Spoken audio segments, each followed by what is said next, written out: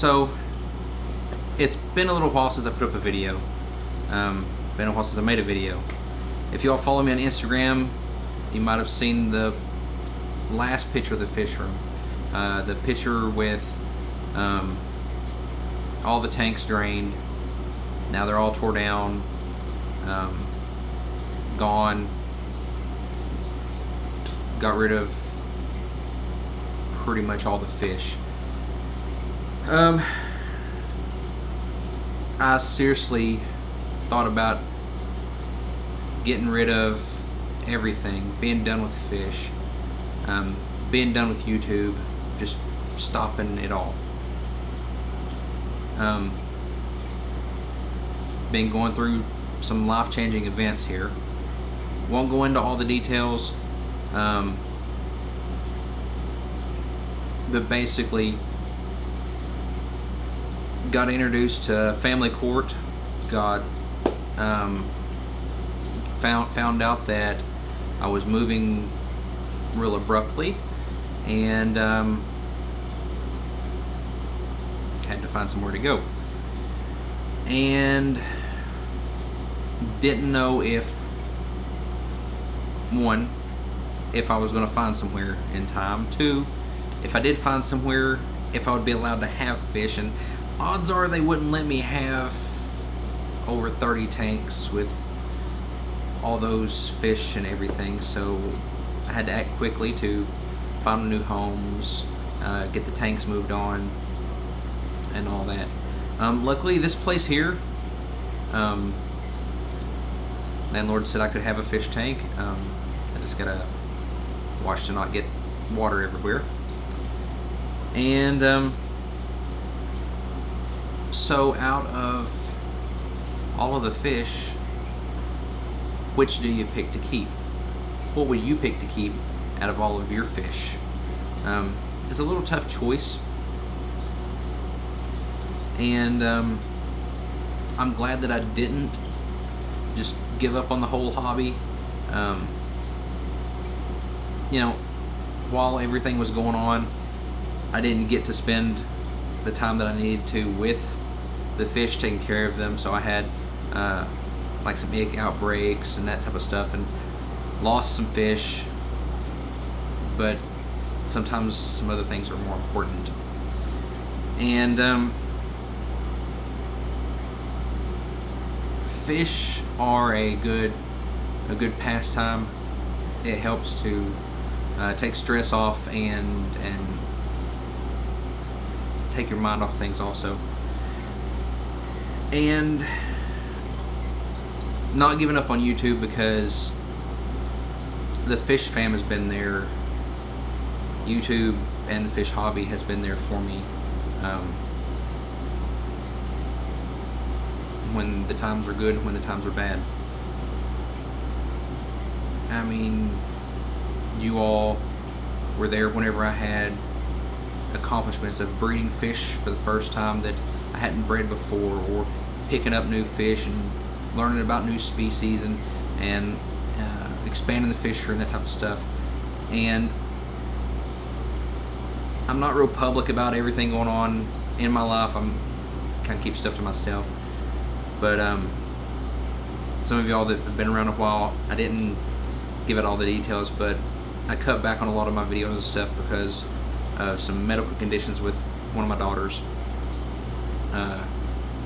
And you all were there, and you know, we had to take her to different hospitals and see different disease specialists, and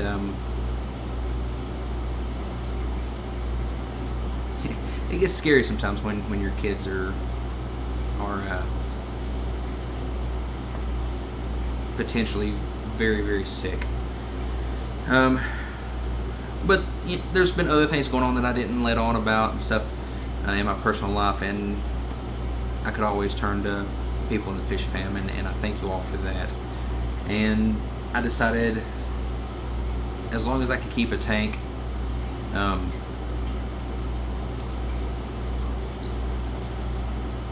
I would keep in the hobby. And and just keep seeing what I can do. And I had decided whether I have a fish tank or not. The fish fam is really more than just people that keep fish. The fish tuber community is more like a family. There's people that are in the live stream chats and comment on the videos and stuff that don't even have tanks, but we welcome them in as our family. I mean, it's just great to be part of such a great community. So let's look at what I have in the one tank that I'm allowed to have here. I brought the 55, I brought one of the 55s that I had, and I've got it set to a tropical temperature, and so you can see right here my bristlenose plecos. They started breeding. I haven't had any of the fry survive past a month yet, and I've tried multiple things, talked to different ones of you all, getting tips and trying different things, and not had very much success. But this is a new chapter. Maybe we'll have better success now. In getting rid of everything, I did give away 98% of all my live plants. So most of these are the artificial plants. I did keep all the artificial plants that I had because I knew I could just throw those in a storage unit if needed. And but I was able to get some in this tank here. And if my lighting on this video is going dark and bright and dark and bright, I don't have my lighting here for my videos, and this thing thinks it's auto doing whatever, I don't know. But anyways, in this tank I have the bristlenose plecos, the breeding pair. Okay, let's back it up some. So in the tank that I had the bristlenose plecos in, it was one of the tanks that got ick, and they didn't take well to the treatment that I was trying to treat the other fish with in the tank, and the majority of my bristlenose I ended up losing. But the breeding pair did make it, along with a couple other juvenile, almost adults. So that's what I have in this tank here. And I do have some babies, so let's see if I can get you turned around and look at that, and we'll pick up from there. Okay, here we are. That's one of the little fry, and then there's one in the back and down the cave here. I've got a handful of them.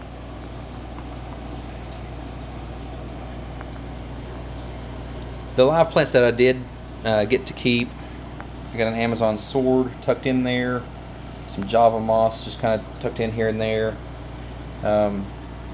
some sort of little sword plant here.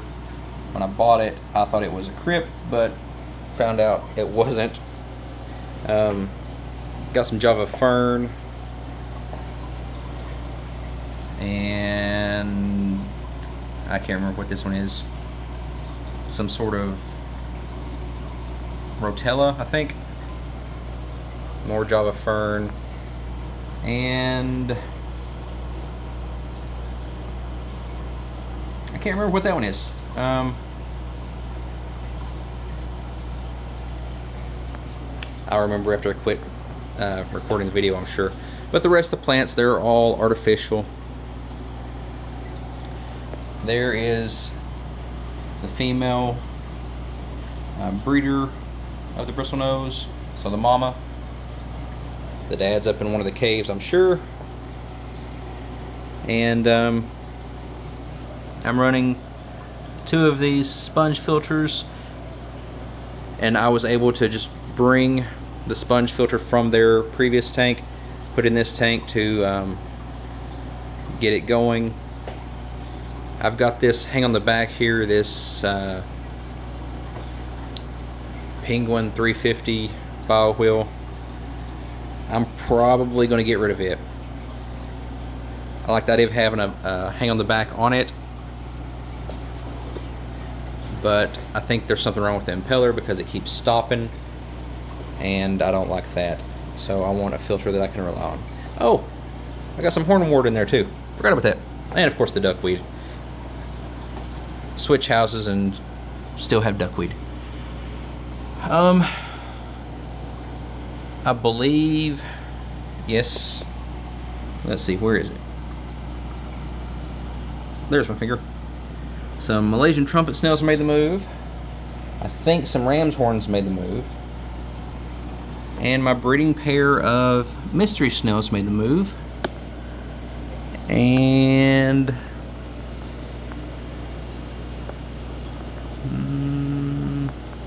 you can't see it through all the condensation, but they've already laid eggs back behind the back filter back there. So I don't have any other fish in there right now. So my breeding pair of bristlenose and company was one of the fish that I decided to bring. Because I was excited to breed the bristlenose. I haven't ever bred those before, and honestly they can go along with about anything else. So anything else I decide to put in here can probably live with the bristlenose. There's a ram's horn that made it. The mystery snails also came along because I'm excited to breed those as well. So I built this stand out of scrap wood that I had laying around because I needed somewhere to put the tank. I couldn't put a rack system in here.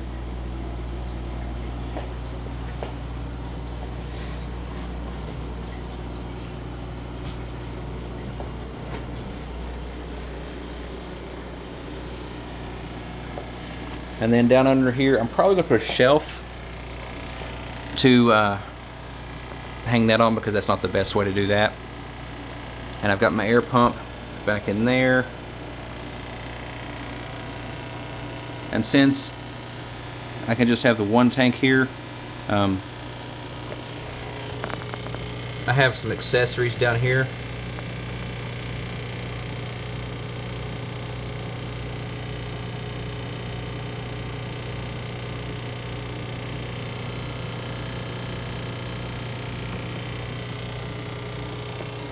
So I have some more artificial plants down here, a couple smaller sponge filters that were in a previous tank with my Scyphia francesa and white clouds. And those fish, they liked it cooler water, so they wouldn't need a heater and would prefer to be closer to the ground.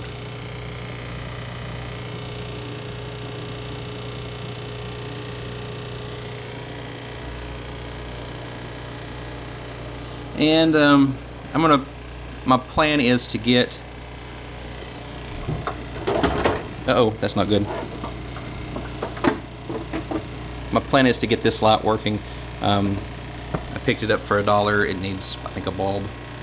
And then get a light on this here and get this took care of and cleaned up so I can store more accessories in this tank.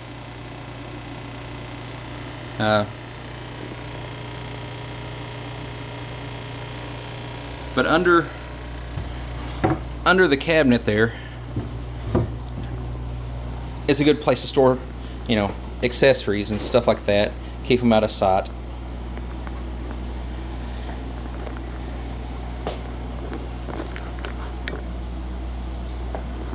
So here we are for now.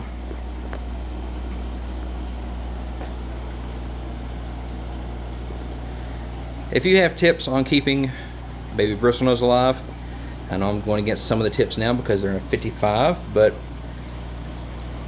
one of the tips I was given was put them in the smallest tank you can get them in. Make sure they're eating. So on one of the spawns I had, I took half of them, put them in a small tank with the water running through, like one of the hang on the front breeder box things. The next day, all of those were dead. So that did not work. Not for me. I also tried on another spawn, putting them in like a little critter keeper thing with an air stone. About half of them were dead the next day.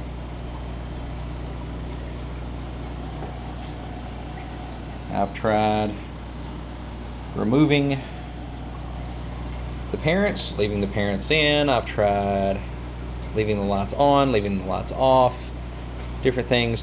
But if you all have any tips, let me know. I'm up for tips. And that's where we are for right now.